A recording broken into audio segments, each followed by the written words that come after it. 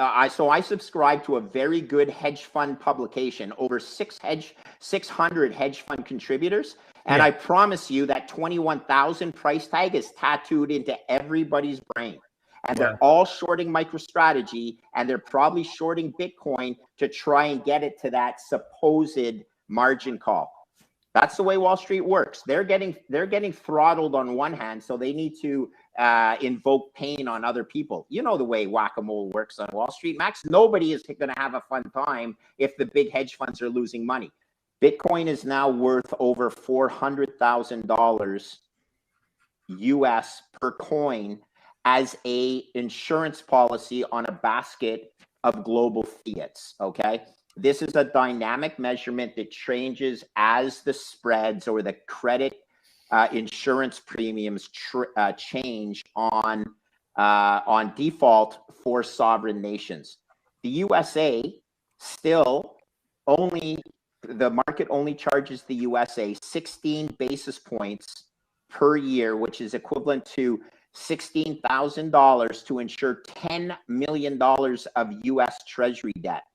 You can go all the way down the spectrum and not include Russia, but all the way to Turkey, where the probability of default is very meaningful. But you can accumulate all of these essential fiat risks. You can consolidate them. You get a value for Bitcoin as the most beautiful form of insurance against default on a basket of fiats. And one way I like to point out is, Max, you can essentially get the value of buying protection on the USA for about $1 trillion, and you get all the other fiats for free. And guess what? The value of Bitcoin is less than $500 billion, which means you buy Bitcoin today, you get default protection on the USA and all other fiat currencies for free. Wow, what a deal. Ship it in. People don't understand what a beautiful asset this is, and there is no counterparty risk. You are not buying this from long-term capital management. You're not buying it from a Lehman Brothers or a Bear Stearns, two insurance sellers who almost went bankrupt themselves. One of them did. Point is, Bitcoin has no counterparty risk, and you can get protection on fiat currencies all across the world. I think that, you know, I've made some progress in convincing people that Bitcoin is insurance. It's a long volatility product.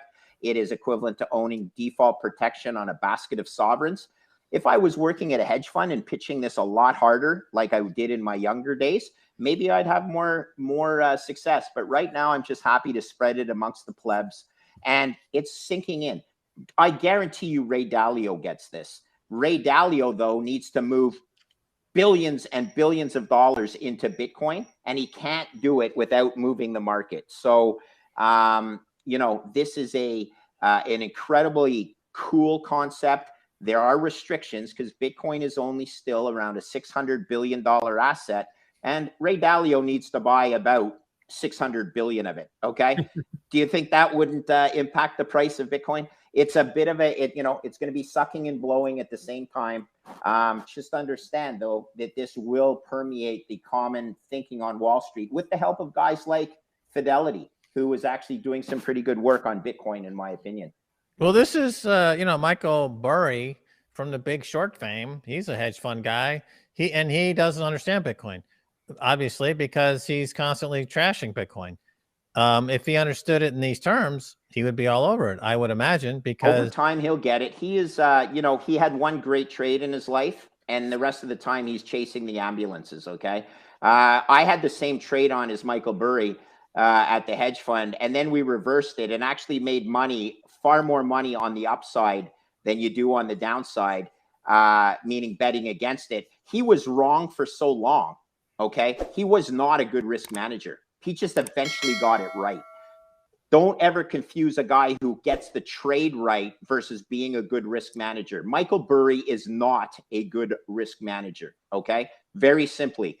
Is he full of his own, you know, drinking his own Gatorade or whatever? Maybe. Someday he will figure it out for what Bitcoin is as insurance on the fiat Ponzi that he made a lot of money on by being short but he was short way too early. Okay. He did not manage that like a champ, not even close. Talking about discounts to current price, what about MicroStrategy's stock? I mean, the Bitcoin on the books is worth more than the current price of the stock by, I believe, a significant factor, and they still have an ongoing enterprise software business, which you're getting for less than nothing. Well, here's the funny thing. They got this, Wall Street has this idea in their mind that there's actually going to be a margin call at $21,000 per Bitcoin.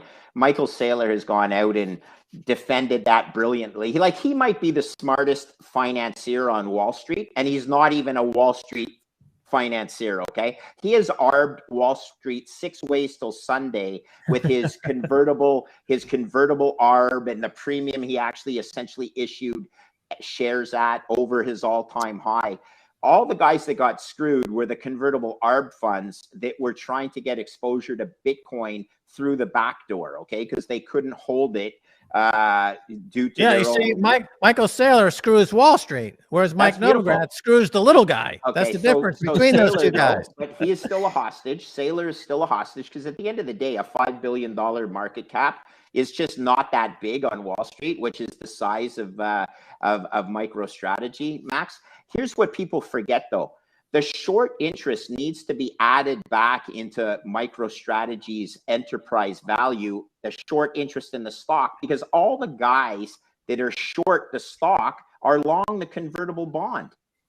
So if you don't add back the short interest, you're actually double counting the debt short. So you say that it's trading at less than market value of Bitcoin. It's actually probably trading at doubly less if you properly added back the equity shorts on the stock due to the convertible arb desk. So this is just, it's unfortunate that Michael Saylor is only a $5 billion man. I wish that he was a $30 billion man or a $100 billion man so he could do this, and then everybody else in the world would have to do it because MicroStrategy would be the most valuable company in the world. And maybe it's going to be Elon Musk, another rocket scientist, but I'm not holding my breath. Yeah, well, the margin call for MicroStrategy doesn't come into play until Bitcoin would get into the 2000s. 3,000, correct. Isn't it funny? But there is, so I subscribe to a very good hedge fund publication, over 600 hedge fund contributors. And I promise you that 21,000 price tag is tattooed into everybody's brain.